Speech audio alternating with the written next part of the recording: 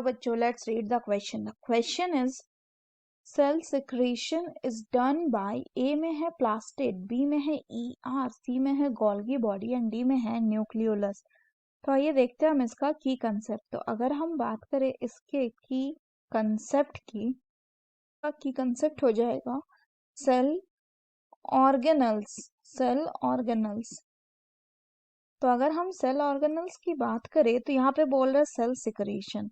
तो cell secretion वाला जो फंक्शन है बच्चों, ये परफॉर्म करता है आपका गोल्गी बॉडी. अगर हम गोल्गी बॉडी की बात करें तो गोल्गी बॉडी जो है इसमें प्रेजेंट होता है बहुत सारे many flat disc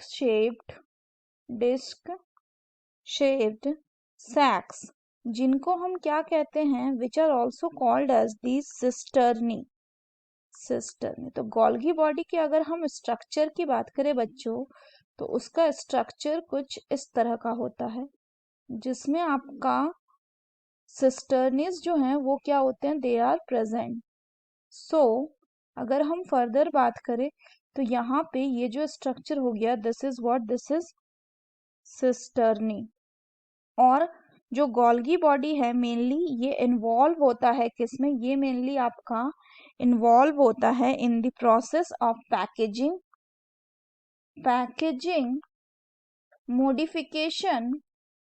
modification and secretion process में.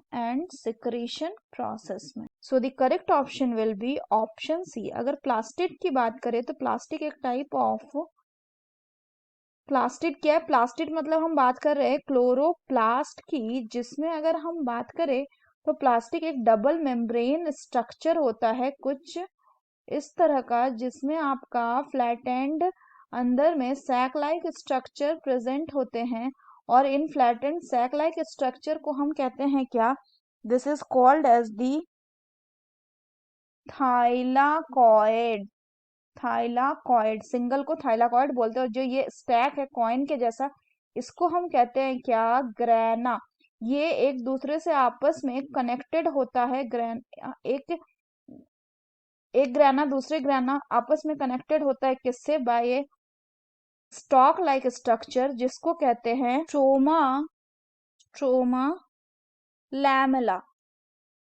फर्दर बात करें तो ईआर जो है यानी इंडोप्लाज्मिक रेटिकुलम, ये दो तरह के होते हैं. एक होता है रफ ईआर जिसमें राइबोसोम अटैच रहता है, दूसरा होता है स्मूथ ईआर. न्यूक्लियोलस की बात करें तो न्यूक्लियोलस एक डेंस कंसंट्रेटेड एरिया होता है जो प्रेजेंट होता है किसमें, इनसाइड द न्यूक्लियस.